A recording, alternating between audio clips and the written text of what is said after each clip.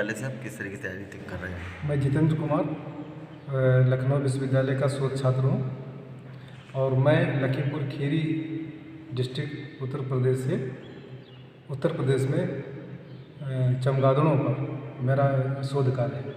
तो अभी किस तरीके का शोध कर रहे हैं सर? किस पे शोध सबसे ज़्यादा कर रहे हैं? क्या क्या चीज़ें देखने को मिली? हमारे जो शोध कार्य में लखीमपुर खीरी में पाए जाने वाले सभी चमगादड़ों की प्रजातियाँ, उस पर मेरा शोध कार्य है। फिर उनकी जनसंख्या का क्या स्तर है वहाँ पर, और उनमें कौन कौन से पैरासाइट पाए जाते हैं, उन पर मेरा अध्ययन है। सर अगर बात की जाए तो किन किन चमगादड़ों की देखने को मिलेगी, कितनी प्रजाति की, और सबसे ज़्यादा अगर प्रजाति की बात की जाए तो किस प्रजाति को देखने को मिला है कि कम होती जा रही है?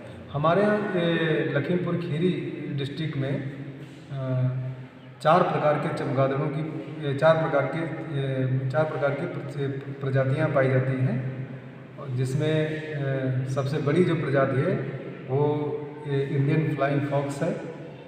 उससे छोटी है इंडियन फॉल्स वेम्पायर बैट, और जो सबसे छोटी स्पीसीज है वो लिटिल इंडियन बैट है। अगर सर बात की जाए कि तो किस तरीके से आप सबसे ज़्यादा अभी शोध किस प्रजाति पे कर रहे हो? हमारा जो शोध कार्य है और जो पॉपुलेशन स्टेटस का जो काम कार्य है वो इंडियन फ्लाइंग फॉक्स चमगादड़ पर है। और ये पाया गया 2010 में हमारा शोध कार्य शुरू हुआ था, 2015 तक ये पाया गया कि इंडियन फ्लाइंग फॉक्स की जो जनसंख्या है वो धीरे धीरे मतलब घट रही है, और इस जनसंख्या का घटने का सबसे मेन जो कारण है वो पुराने आम के बाग जो हैं वो बृहद स्तर पर उनका कटान जारी है।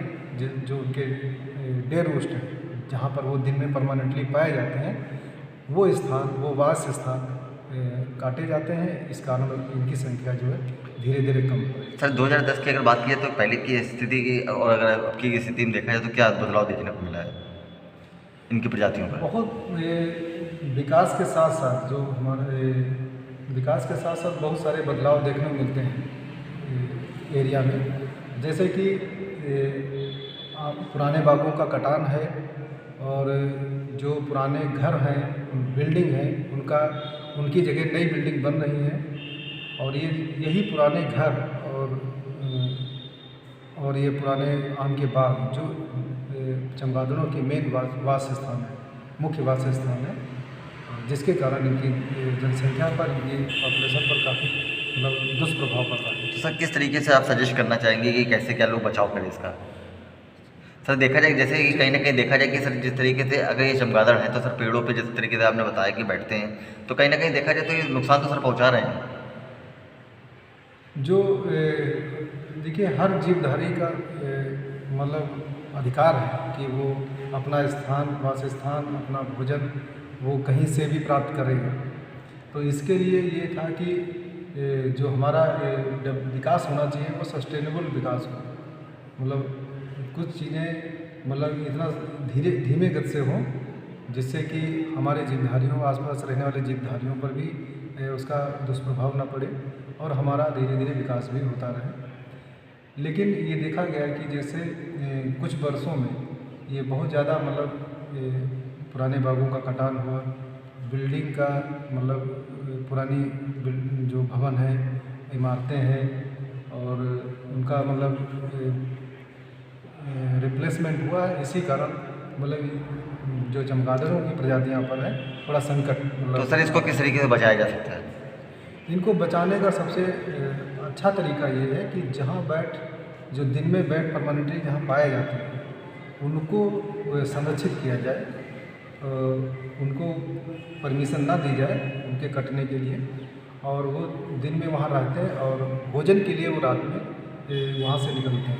तो सर इसके लिए क्या आप लोगों ने कुछ बना रहे हैं रास्ता कि किस तरीके से उनको क्या किया जाएगा? सरकार के जो हमारा जो शोध कार्य है वो ये निष्कर्ष पर पहुंचता है कि इंडियन फ्लाइंग फॉक्स को बचाने के लिए जो हमारा सबसे बड़ा चमगादड़ ये प्रजाति है ये लखीमपुर खीरी में, उसको बचाने के लिए आम के बाग जो जहाँ पाए जाते हैं उनको जैसे बैड जोन, बैड हब्स के रूप में उसको डिक्लेयर करके संरक्षित किया जाए। और ये पाया गया है कि ये चमगादड़ जो है बड़े और स्थायी पेड़ों पे ज़्यादा पाए जाते हैं।